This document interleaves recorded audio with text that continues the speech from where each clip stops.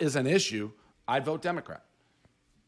So it's a great fucking ploy. I don't understand, and I thought this in my head too. It's like theoretically Republicans are like less government, small government. So, like, shouldn't Republicans be pro-choice because let the person? Now I know the argument. Yeah, you don't want the federal government making the laws. You want the state.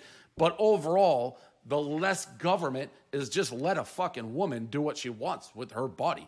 Keep the government out of it. That's to me what that is. It's like, yeah, you can't ban it. If a woman wants it, great. She doesn't want it, great. Her choice. No government. Less government. Less government. That, whatever.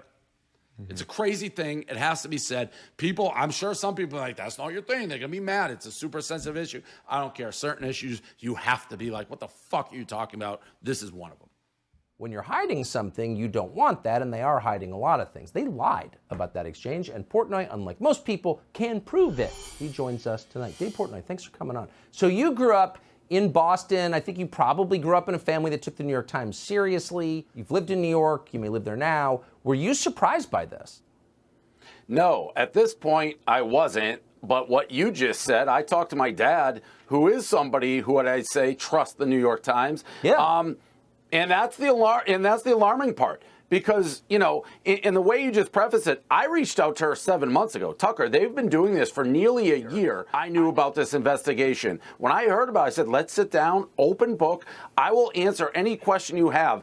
And the thing about it, and I don't care what your politics are, how you sit, I am the witness of a story you are working on for basically a year, and I am saying I will sit down with you. You can ask me anything. I'm not saying lawyers in the room, nobody, just me. I will answer every single question you have. She had no interest in that. She said, I'm eager to do it. 2 weeks went by. I didn't hear. I reached out again. I said, hey, I'm still here. So she did this. She worked on it for nearly a year. And then she went ghost, crickets. I didn't hear anything for 7 months. And I get the text, the list of questions that says, hey, we want all these answers to all these allegations in 48 hours. It would be the equivalent, if this is a court case, because that's what the Times is doing, try to create a case that I'm a scumbag and sway people, that you give one lawyer basically a year to present the entire case why this guy stinks, and oh, you have 30 seconds now to defend yourself.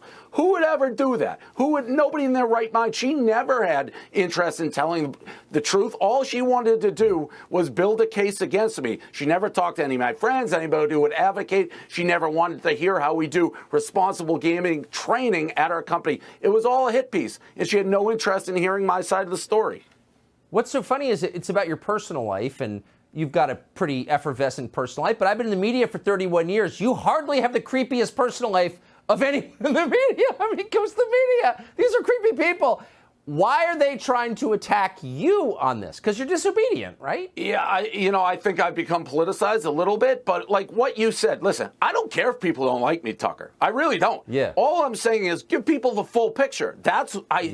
Well, I'm disillusioned. I know that's not what the Times does, but how can you say this woman has a Pulitzer? They should take that back, break it, and throw it in the river. Like, all I'm saying is let people decide. How can you do such a one-sided hit piece and then say you're the New York Times and you actually care about honesty? No, you don't. You're a liberal rag that is just like everybody else. That's totally true, but you've got this legacy prestige that I really hope you do your best to tarnish, because it's not deserved. Dave Portnoy, thanks for coming on tonight and for catching them lying yet again. Thank you.